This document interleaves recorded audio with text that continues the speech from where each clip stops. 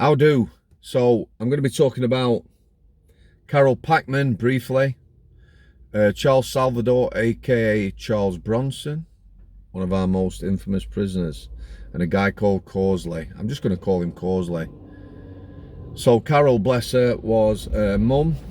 Her then husband was convicted of murdering her. He has never revealed what he did with her body or where she's buried. Her family, although it was almost 40 years ago, are still grieving, and her daughter and grandson have campaigned for a public parole hearing for this Causley.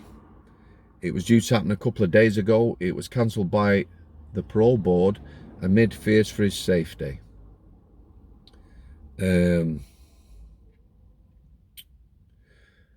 So the guy has already had a chance at freedom. He breached his license. I don't know how he breached his license. It was obviously a serious offence. The family are going to suffer because they don't know where the mum stroke Nanan is buried. What are your thoughts? For me, the fact that he had a chance of freedom and he breached, I would throw away the key now. He's had his chance. He'd be staying inside. I don't care how old he is. I've met people, and there are people who were convicted of crimes they didn't commit. Those people were punished by a system, kept in over tariff because they wouldn't admit guilt. Some of them, you know, excessively so. Double the original sentence.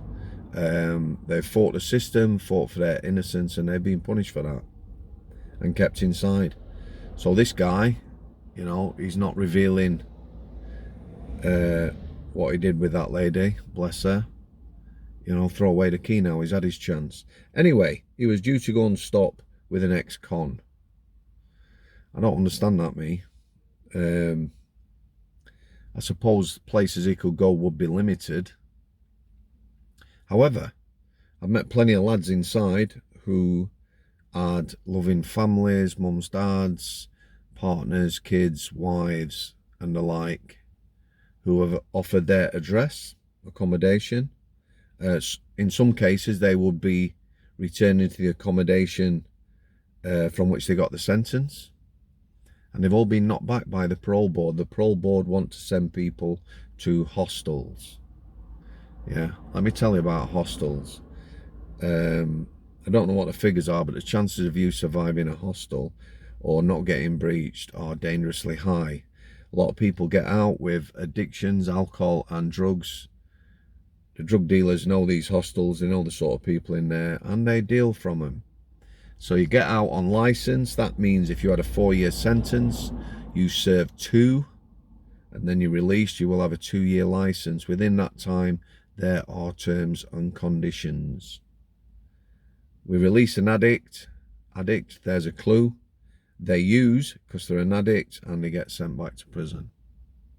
Yeah, thousands of them in prison that we could be releasing now and doing something else with. It's around about 45 to 50 grand to keep someone in prison now. You know, let's spend that on doing something useful with these people and getting them doing something useful too. So this guy, yeah, he was going to stop with an ex-con. Apparently that address has been revealed. He's something to do with that.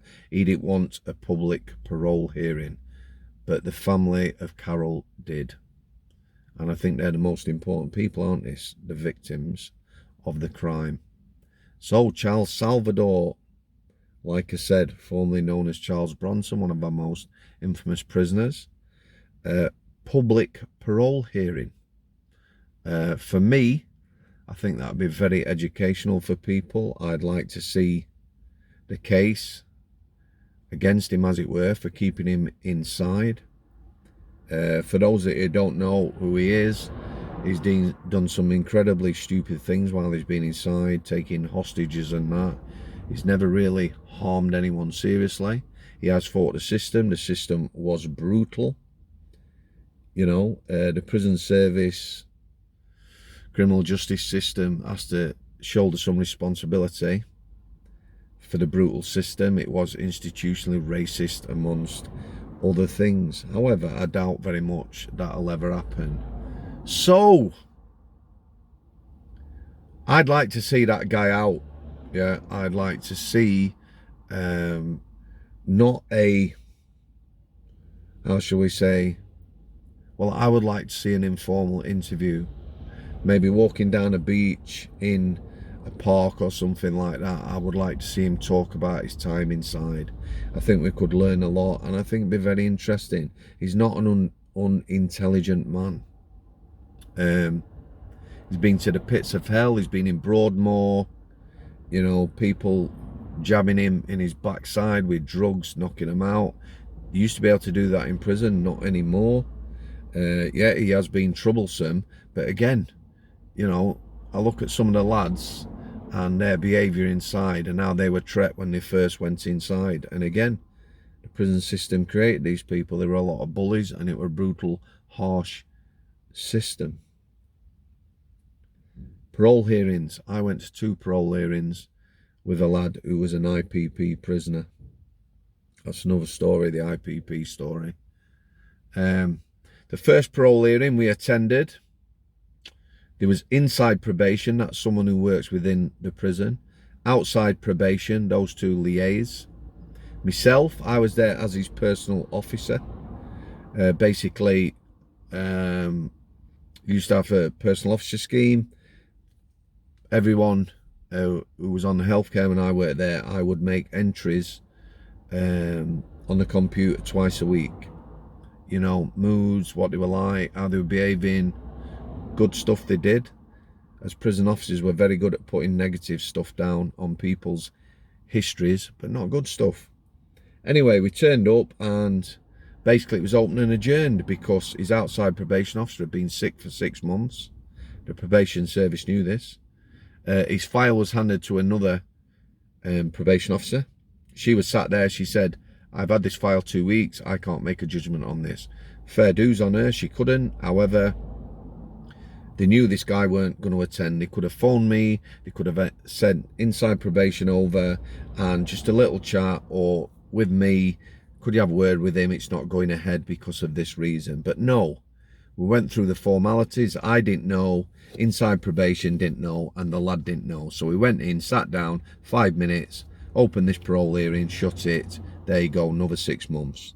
He was lucky, it could have been 2 years.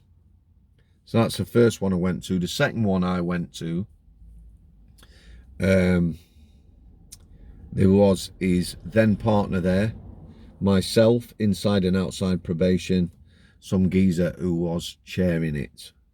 I don't know, you know, how or what the qualifications are for these people or whatever. We got in there, it was proceeding, and then outside probation, not inside, went off on one about an incident. It was something I was involved in. It literally was something and nothing. We had a conversation about a prisoner, Mark Bridger, what a disgusting creature that was. I had put in a security information report, and the prison and the criminal justice system had acted on that report. So why was that brought up?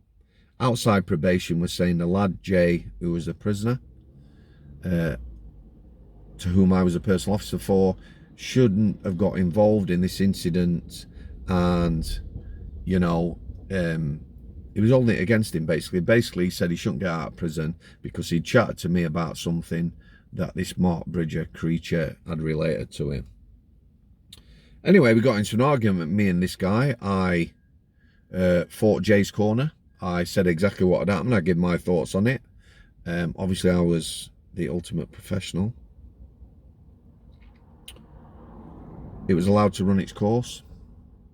We came out of the parole hearing, not sure which way it had gone, but he got parole. Some of these people who are in probation, for me, you know,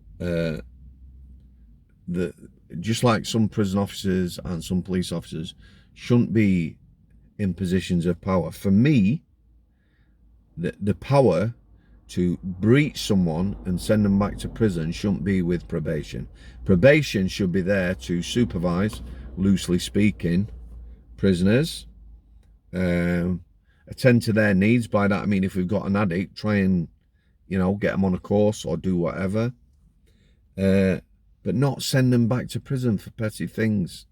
On social media, not ding-dongs, I don't argue with people, but, you know, I have stated facts, and working probation officers, this doesn't happen, that doesn't happen. It does. Some of these people are petty, they are narcissists and the like. There will be very good ones. The last I'm hoping to interview, for me, has dedicated a working career to probation, and it's broke her. It has broke her. So I'm just going to leave it there, guys. I hope that family of Carole get some peace. For me, Causley, you know, I'd throw away the key now. He's had his chance. If he's not prepared to give that family some peace and reveal what he did with the body, where he buried the body, then, you know, you can rot. And Charlie, me, I hope he gets out. Far worse have got out. I've said this before, but they have really. Some absolute despicable people, creatures, have actually got out who've committed horrendous crimes against kids, women, murderers, and the like, gone back into prison and gone out again. Yet, he has been his own worst enemy at times, but he's fought a system. That was brutal. I'm going to leave it there, guys. Thanks to everyone who supported the channel. Welcome new subscribers. I am thinking, let me know in the comments, of doing a bit of a life story with somebody. You know, maybe pick a subscriber and they can ask me whatever they want about growing up, how my life went, how I've got to where I am today. I'll see you.